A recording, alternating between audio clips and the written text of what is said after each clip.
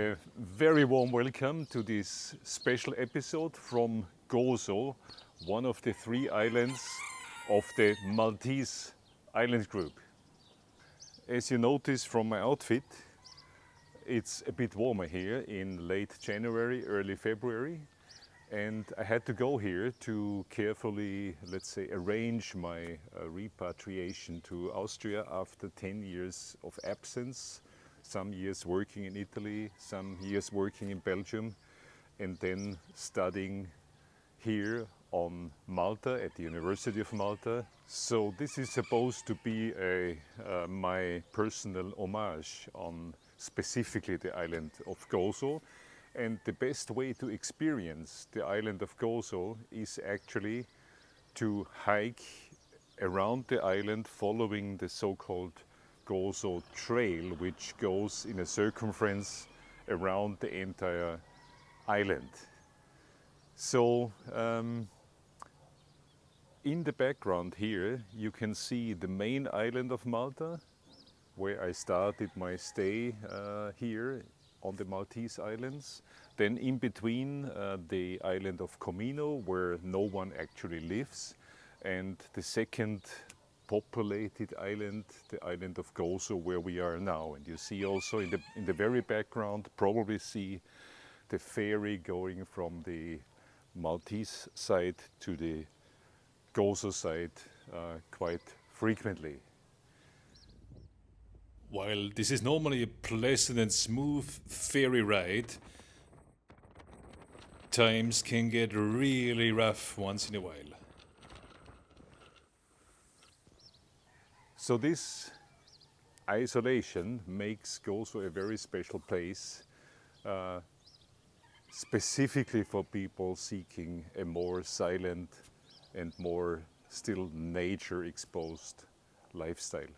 A good starting point for the Gozo Trail is actually to rent a place in Victoria, so to say the capital of Gozo, because it's like the center of a wheel, and you can go by bus to the various sections where you start and end the trail on the circumference around the island.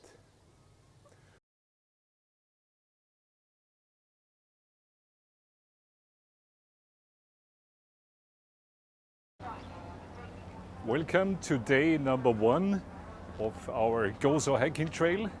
We are here at the main harbor of the island of Gozo, a very busy place as you see. And the entry to the Gozo trail is just here where the cars are coming out at the moment, following the hillside. This is where the hiking trail actually starts. So let's go.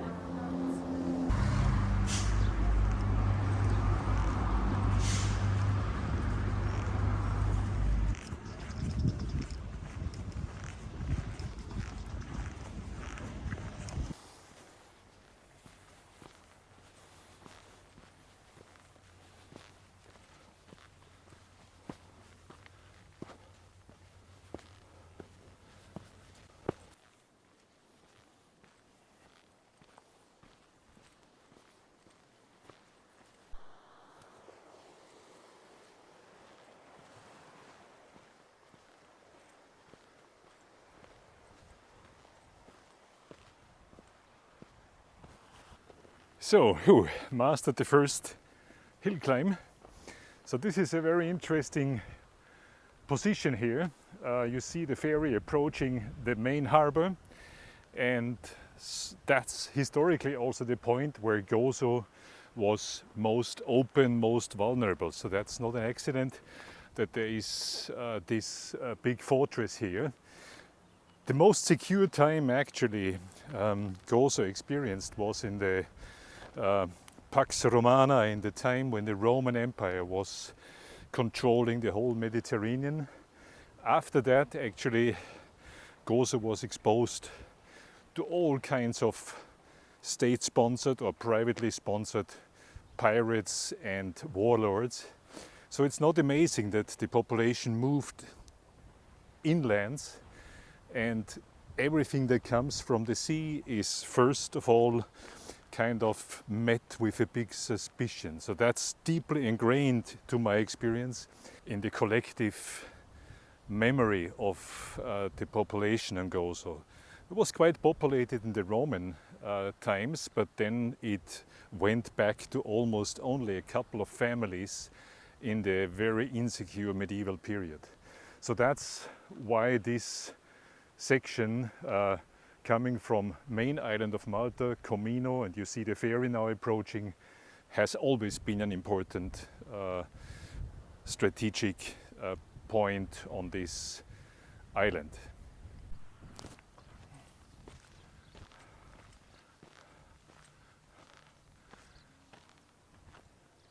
And we will see this impressive fortress again and again when we move on our coastal trail. We can always look back to this point and we'll see it on the horizon as a big landmark on Gozo. Moving on from this fortress hilltop, we can nicely see our trail along the coast, and it will then at the end eventually go up this hill in the background above the cliffs, and from there we will also have a very good look back to the fortress.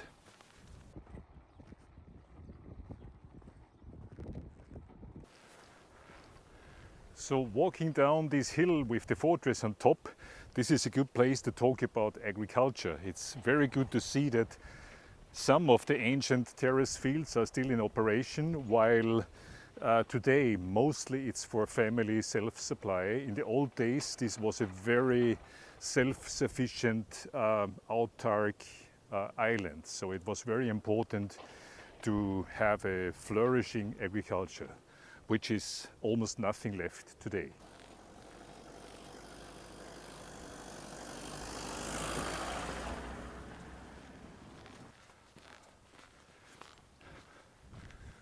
So that's maybe a good place to make a short stop. So next landmark is this coastal tower you see over there along the trail, and then comes a very fascinating, I call it Pirate Bay, Xlendi Bay, and then the trail goes up above the cliffs and then a little bit right off the hilltop you see in the very background.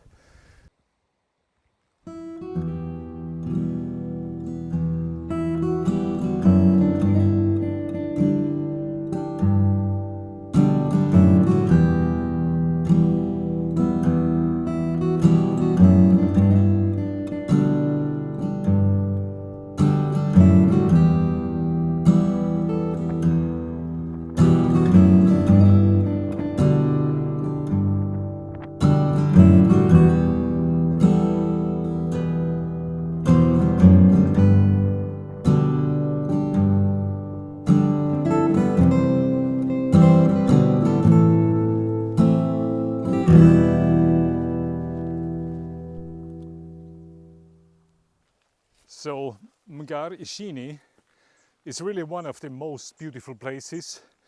This very interesting fjord that comes in here, and also a very nice place to swim and to enjoy some drinks and good food in kind of the main season. So I will go there and try to get some rain shelter, because it could really start heavily pouring any minute.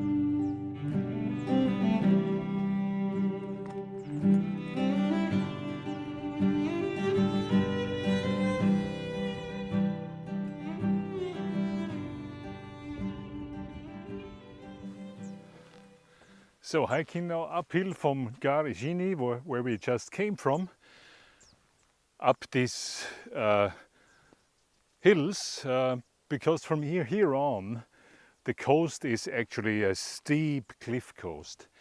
And what you see here is an old agricultural infrastructure, a water retention dam which is broken, and probably centuries or millennia of agricultural terraces exposed to vanishing here.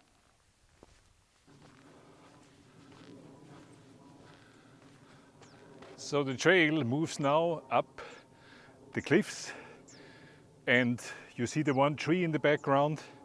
I suggest this is an excellent next place of resting and gaining some orientation.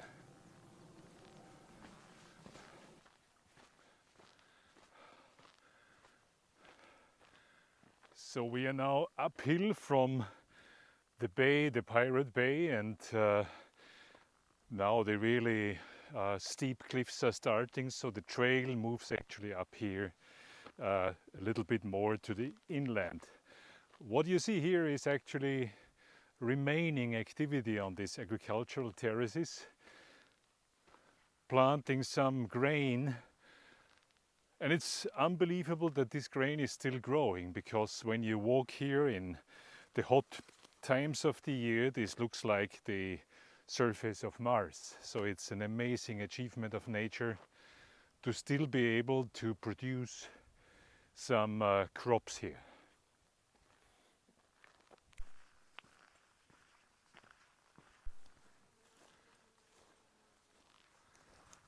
So we reached this very nice resting place with my good friend, one of the most nice and charming trees in this part of Gozo. So all the way in the back you see, probably see the fortress, and you see also the ferry behind the fortress just leaving the harbor. So that was our trail along the coast. You probably also see the watchtower in the beginning of the Pirate Bay, the Mugarini Bay. Then we went into the bay and then now uphill to reach this very, very nice viewpoint. In the background, where the ship is now heading, you see Comino, and all the way back the main island of Malta.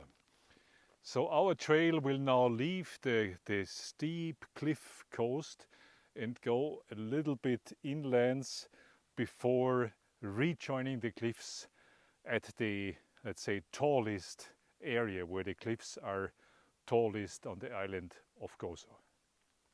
One remarkable fact also to mention is that at the peak of the last glacial period, all that area was actually land, and there was a land connection to Sicily, Italy, which is in that northerly direction.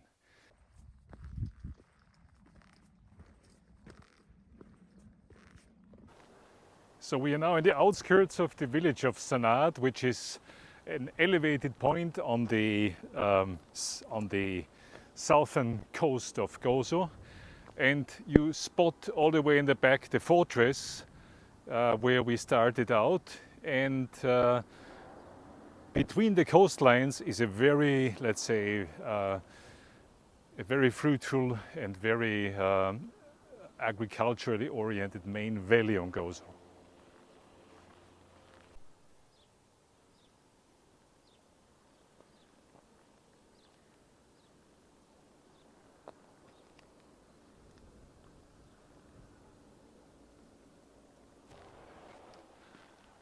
So as we continue towards the village of Sanad, which is above the highest cliffs on the south coast, we also spot the main city on Gozo, Victoria, with the fortress on top. And we see also the coastline on the western side and the northern part of Gozo. This will be actually the trail of our day 2 tour mainly before we are heading back to the fortress and the harbor. What is generally remarkable that villages were built either on hilltop or quite away from the coast. This is just a symbol for the Gozo inhabitants, let's say, reservation and fear from, let's say, intrusion coming from the coast side. So just past the village of Stannard and reached another good place for a rest. So from here on we are back on the steep and tall cliff coast, and from here on you will see a very interesting phenomenon. There is a certain tension, maybe based on the historic experience with all evil coming from outside the island, that there is a kind of a struggle between people wanting to promote tourism like this hiking trail and people who actually would prefer to see all tourists falling off the cliff. So there's lots of, let's say, keep out private trail blocking.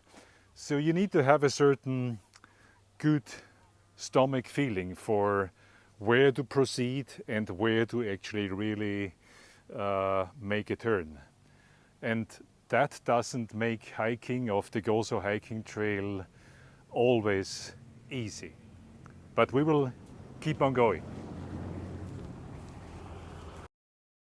Very unexpected and very nice to see a flock of sheep going home after a day of work.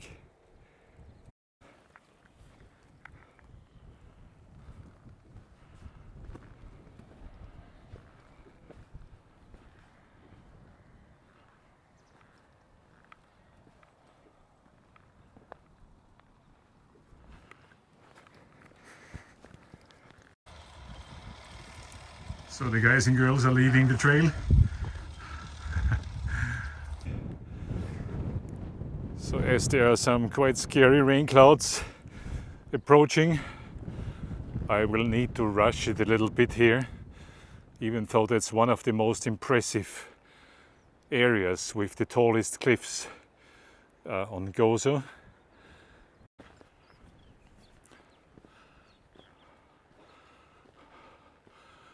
Impressive cliffs here next to the trail.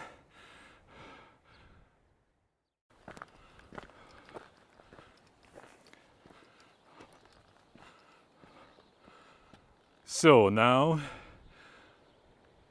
this little peninsula has a very specific part of the hiking trail, and then going backwards inlands, this is already Xlendi Bay, my today's destination, and in the very background the city of Victoria, where all the buses come and go to. So entering this EU-sponsored hiking superhighway. This is where people doing Gozo in half-a-day tours brought to take a quick look at the cliffs and go back home to their Maltese all-inclusive hotels again. But on a day like this, I'm pretty much alone here. Even though the weather conditions are a bit scary, take the time for a quick look back to the Stannard cliffs where it just came from, and then it goes along the trail to our today's destination, Xlendi. So reaching the end of this hiking superhighway and going once again into a bit more rough terrain, and youpidoo, the first glance of Xlendi. You see another of these watchtowers straight forward, and already the hotel city of Xlendi. So we need to rush it now down because the wind is picking up. So that's the first of those lovely reminders. And it's now going to be a little bit a slalom race through trail marks and keep out private signs. So strong winds here in the background. This was the end of the EU-sponsored hiking superhighway, and this really looks like a base jumping platform up here. So now we are on the last 1 kilometer to Xlendi as really heavy winds are coming up. So a very quick run around this impressive limestone bay, and just across this little peninsula is Xlendi. And hopefully it's neither dark nor rainy before that.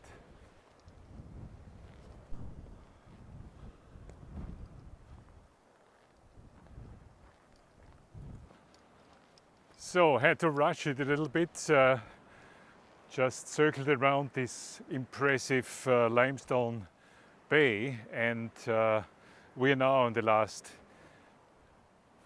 500 meters, I would say.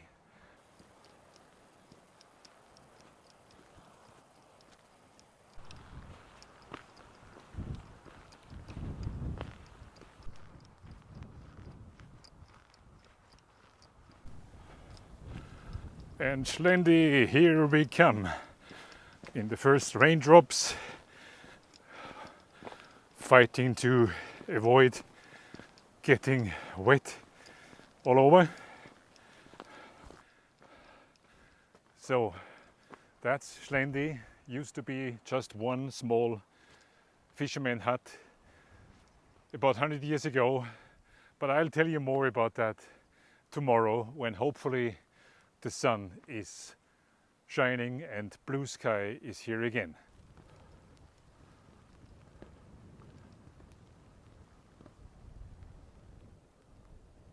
So that concludes part number 1 of our Gozo trail hiking.